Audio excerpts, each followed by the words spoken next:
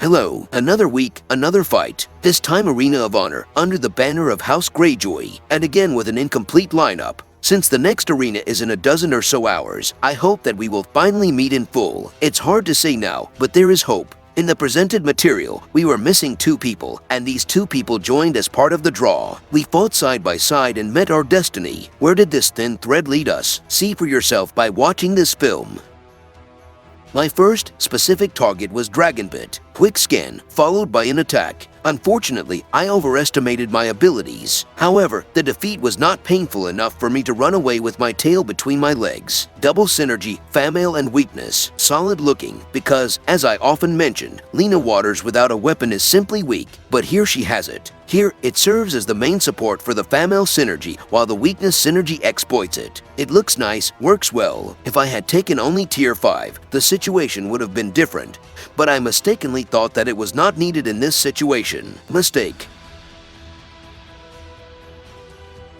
However, there are 3 dragon pits on the map, and since I wanted one of them, the next hit was definitely more accurate. Also the Famail synergy, but in this case poorly balanced. Lena's lack of weapons, as well as the presence of Kevin instead of Jane definitely changed the outcome of the fight despite the seemingly greater numbers. Exactly, seemingly. The presence of infantry held me back a bit, but the spearmen were like geese on the hunt. Increasing the number of defenders by adding units that the defense leader does not specialize in is asking for trouble, especially in the case when the defense formation is not focused on the main army. In battles, the one who defeats the most opponents wins, not the one who has the most army left. Although it depends on the definition of victory, but it doesn't matter. Here I scored a large number of kills on spearmen, who with low statistics could not offer me any resistance. The cavalry, despite its speed, also did not drag me around the battlefield, which resulted in victory. More such fights in the future, please.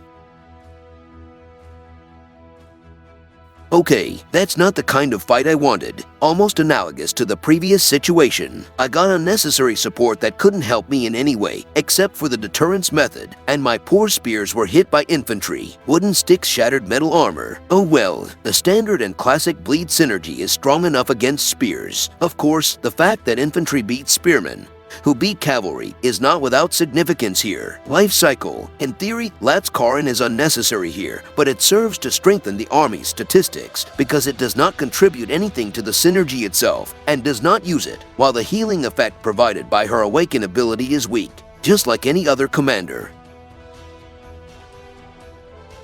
City of Glory, the main building of the Arena of Honor event. We weren't the first ones inside, because I correctly decided that there was no point in rushing there at the very beginning of the opening. Let the others bleed out, and we'll go in for the opening. The Defenders' army was already decimated before one of the allies entered, and swept the remnants of the Defenders from the walls. On the Defenders' side, we have one of the best Famail synergies for bows. Additionally, there is Kravras, giving a chance to repeat the attack, which goes great with Melisandre, giving a chance for additional damage counted for each attack. On the attacker's side, there is weakness synergy with a touch of first-line buffs, Patilo and Hector. In total, they increase, not counting their exclusive weapons, the first-line attack by 45% and damage reduction by 8%. It seems little when we consider the situation when we have around 2,000% attack, but it is an additional value that is never too little. I fully understand, although I don't use it. Personally, I prefer a slightly different approach to this synergy.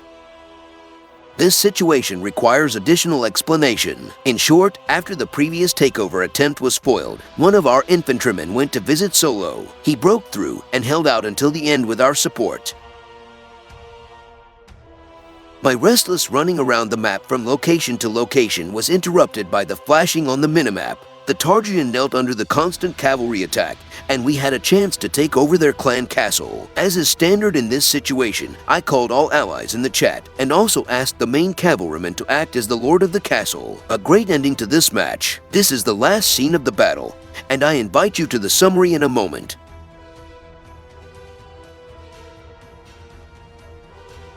It was an interesting match, really, a bit of running, some diamonds spent, but the satisfaction that a certain player got minus points, priceless. I know how it sounds, a bit unsportsmanlike, but sometimes some people deserve a punch in the nose. By the way, I would like to thank the 2 players who joined our brigade for their participation. It was a great match, and I hope that we will never meet on the opposite side of the barricade. It was nice to cooperate with you. Did I expect such a result? After the first meetings with infantry, no. Too many infantry, even unlocking tier 5 troops will not help much. The main goal was to take over the towers and catapults, and then prevent others from taking over the City of Glory. I keep repeating this. If we can't take it, no one should. We have to at least muster this much strength to make it impossible. Taking over the Targaryen castle was also not a goal, but it was within the limits of pre-match expectations. It's a shame it happened so late, because the Starks could have fallen into our hands as well. But I guess I'm asking for too much. Thanks for watching today's video,